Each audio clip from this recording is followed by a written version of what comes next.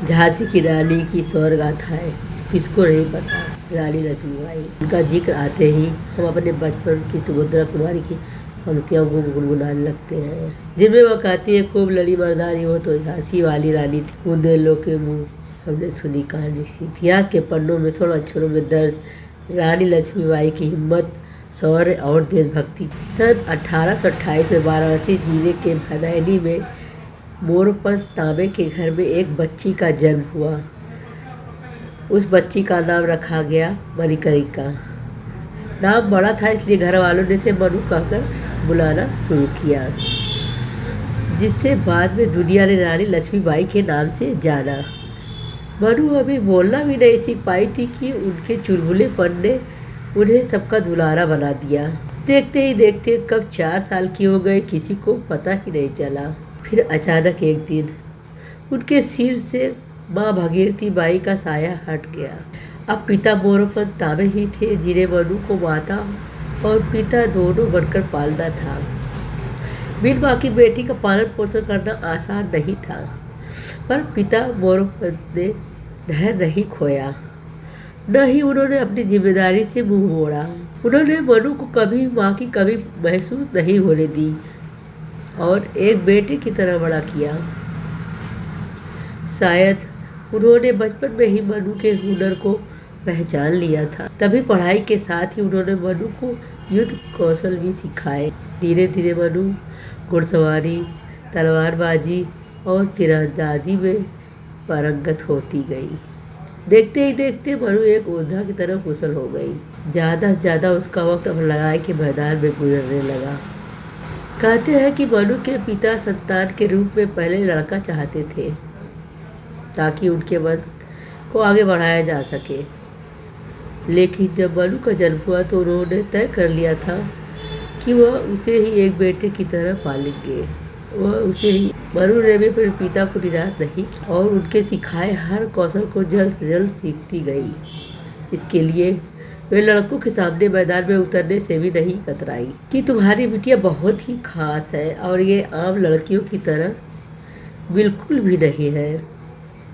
मनु के बचपन के नाना साहिब उनके दोस्त हुआ करते थे।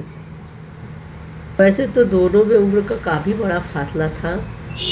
नाना साहिब मनु से लगभग 10 साल बड़े थे, लेकिन उनकी दोस्ती के बीच कभी भी उम्र का यह अंतर नहीं आया।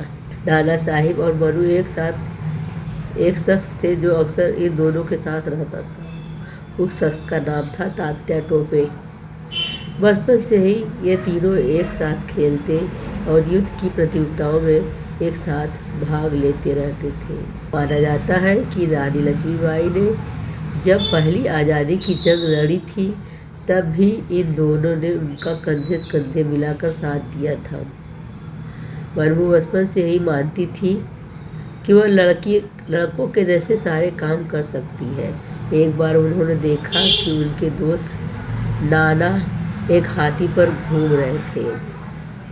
हाथी को देखकर उनके अंदर भी हाथी की सवारी की जिज्ञासा जागी। उन्होंने नाना को टोकते हुए कहा, है हाथी की सवारी करना चाहती हैं, पर नाना ने उन्हें सीधे इनकार कर दिया। उनका मानना था कि मनु हाथी की सैर करने के लिए योग्य नहीं है। ये बात मनु के दिल को छू गई। ये बात उन्होंने भी नाना से कह दिया, एक दिन उनके पास भी अपना खुद का हाथी होगा।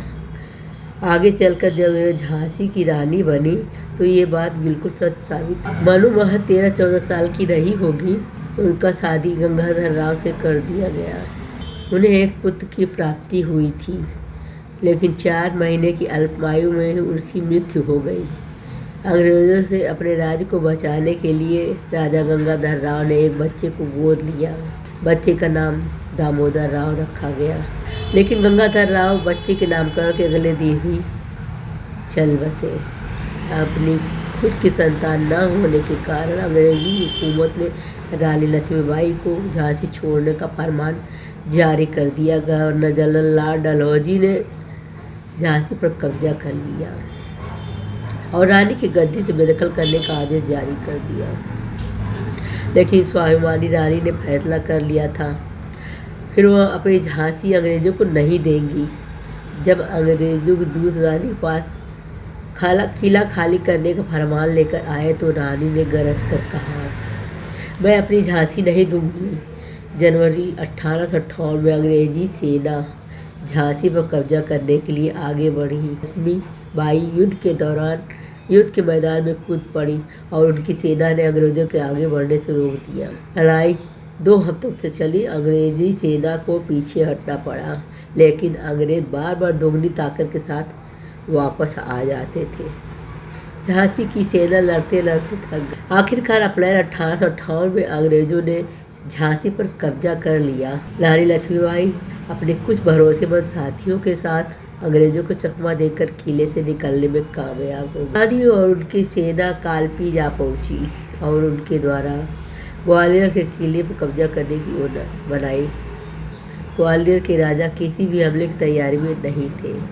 30 मई 1858 के दिन रानी अचानक अपने सैनिकों के साथ ग्वालियर पर टूट पड़ी और 1 जून 1858 की दिन ग्वालियर के किले पर रानी कब्जा। रानी लक्ष्मी का अधिकार होना अंग्रेजों की बहुत बड़ी हार।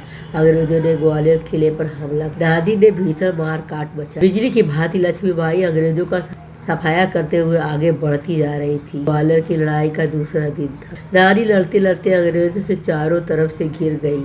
वे एक नाले के पास आ पहुंची, जहां आगे पीछे जाने का कोई रास्ता नहीं था और उनका घोड़ा नाले को पार नहीं कर पा रहा था।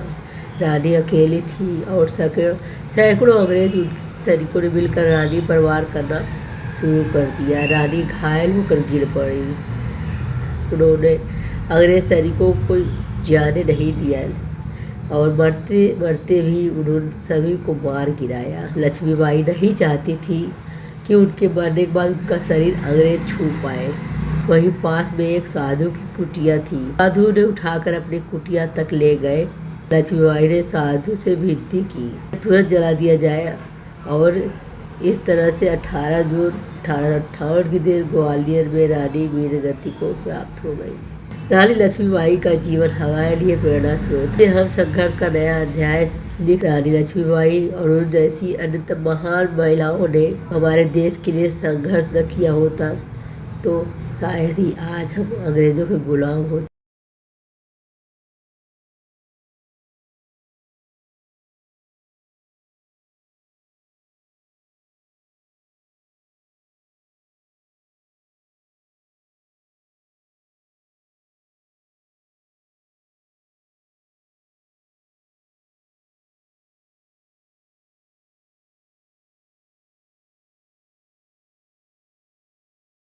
ग्वालियर अंग्रेजों की हुकूमत के लिए बहुत महत्वपूर्ण था। ग्वालियर के किले पर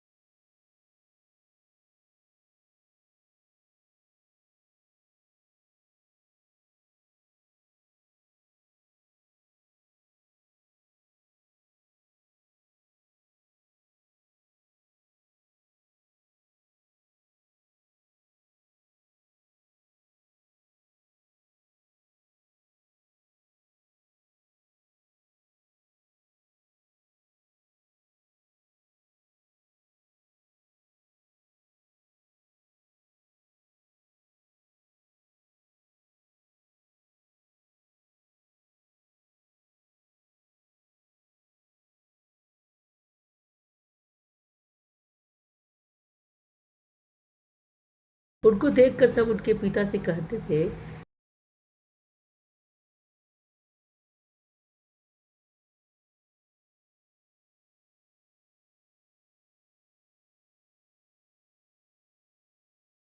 उन्होंने हमेशा के लिए अपनी आंखें बंद कर